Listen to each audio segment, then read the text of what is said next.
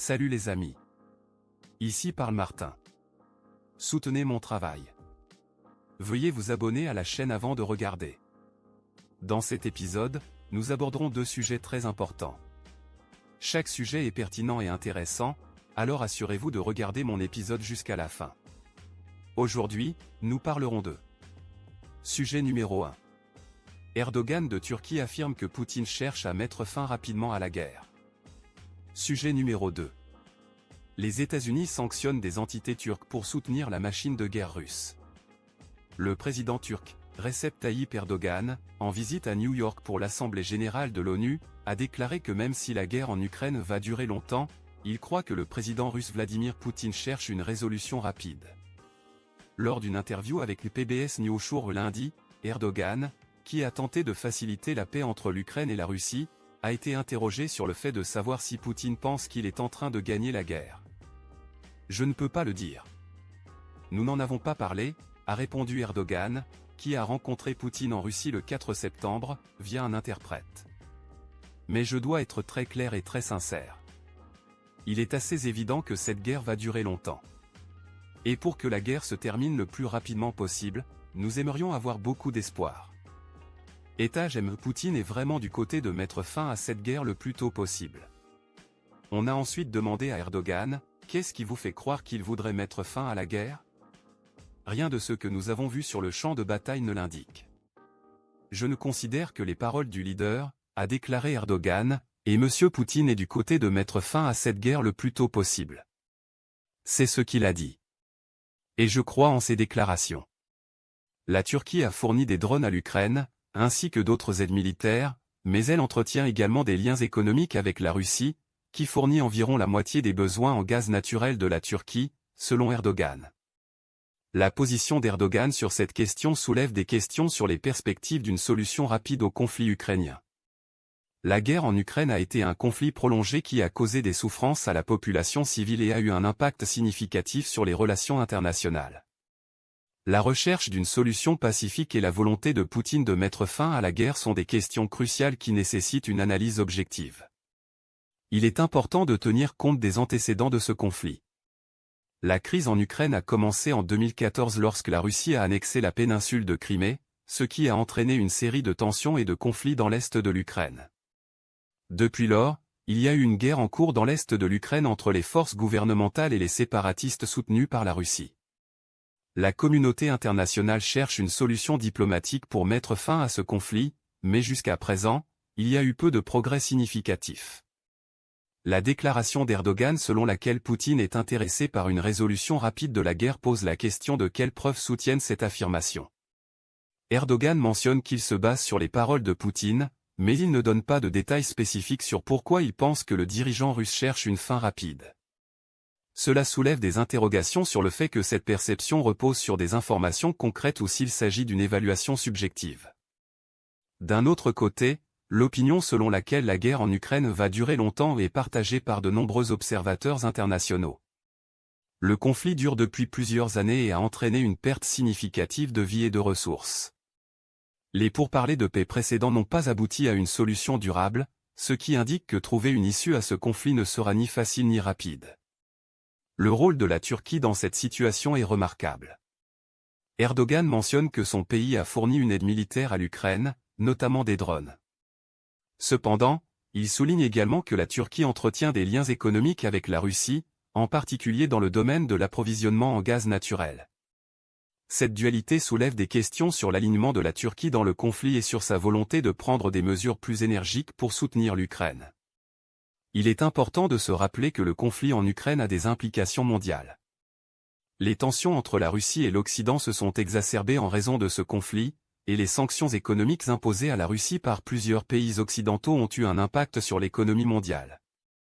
De plus, le conflit a généré un afflux de réfugiés et a causé une crise humanitaire dans la région. En fin de compte, la question de savoir si Poutine cherche une résolution rapide de la guerre en Ukraine est une question complexe qui nécessite une évaluation objective des faits et une analyse des actions et déclarations de toutes les parties impliquées. La communauté internationale continue de rechercher une solution diplomatique au conflit, et il est essentiel de continuer à surveiller l'évolution de la situation et l'engagement de toutes les parties dans la recherche de la paix. Que pensez-vous de l'affirmation d'Erdogan selon laquelle Poutine cherche une résolution rapide de la guerre en Ukraine? Pensez-vous que cette affirmation repose sur des preuves solides ou est-ce une opinion subjective? Quel devrait être le rôle de la communauté internationale dans la recherche de la paix en Ukraine? Nous vous invitons à partager vos opinions dans les commentaires. Thème numéro 2. Les États-Unis sanctionnent des entités turques pour soutenir la machine de guerre russe. Les sanctions imposées par l'administration Biden contre des entités turques et un citoyen turc la semaine dernière ont suscité un débat important sur les relations entre les États-Unis et la Turquie. Ces mesures ont été prises parce que ces entités turques ont été impliquées dans la violation des sanctions par des entreprises russes qui soutiennent la base militaire ou l'industrie de défense russe. Cela souligne que, malgré les avertissements répétés des États-Unis, la Turquie continue de contribuer au renforcement de la machine de guerre russe. Le département du Trésor et le département d'État ont imposé ces sanctions dans le cadre de vastes désignations visant la base industrielle de défense de la Russie, les réseaux d'acquisitions illicites et plusieurs autres entreprises et personnalités importantes.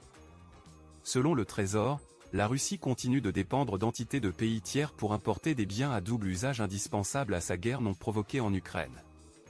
Les sanctions de jeudi visaient à perturber certains des réseaux d'évasion utilisés par la Russie. Le Trésor a désigné deux entités basées en Turquie, Margiana Insadi Ticare Limited Şirketi et Demirci Bilizim Ticare Saneyi Limited Şirketi.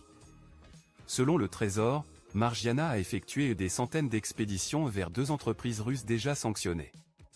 Ces expéditions comprenaient des éléments d'une liste du département du commerce qui sont des composants de haute priorité utilisés dans les drones, les missiles et autres systèmes d'armes russes. En ce qui concerne Demirci, le Trésor a déclaré que l'entreprise va expédier des capteurs et des outils de mesure en Russie. Demirci a été fondée en mars 2022, peu de temps après l'invasion à grande échelle de l'Ukraine par Moscou. De son côté, le département d'État a sanctionné une troisième entité basée en Turquie, CTL Ticare Limited Şirketi. Selon le département, cette entreprise agit comme un intermédiaire qui envoie des composants électroniques de haute priorité d'origine américaine et européenne à des entreprises affiliées situées en Russie. Le département d'État a également désigné Dankar Ship Construction Incorporated Company et ID Ship et Agency Trade Limited Company, ainsi que le propriétaire turc de cette dernière. Selon le département d'État, ces deux entités turques ont fourni ou géré des services de réparation de navires pour des navires contrôlés par des sociétés de transport maritime russes sanctionnées par les États-Unis qui transportent du matériel pour l'armée russe. Par exemple, il est rapporté qu'un des navires a effectué un arrêt pour entretien en début d'année au port de Tuzla en Turquie, où se trouve Dankar.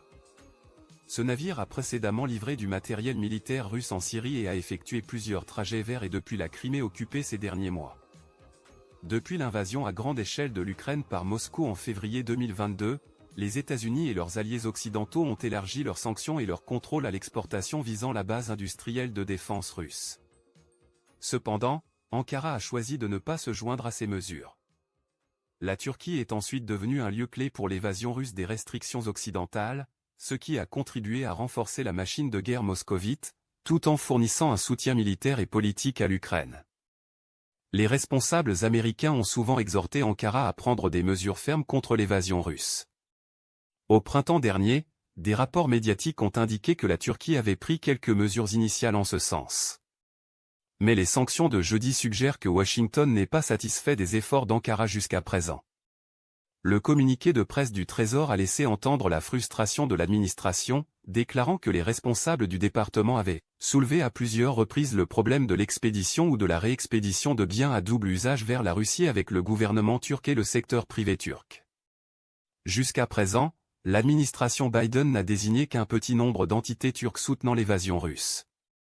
Cela devrait changer. Les États-Unis et leurs alliés doivent intensifier leur désignation de sanctions contre les entités en Turquie et ailleurs qui soutiennent la base industrielle de défense russe.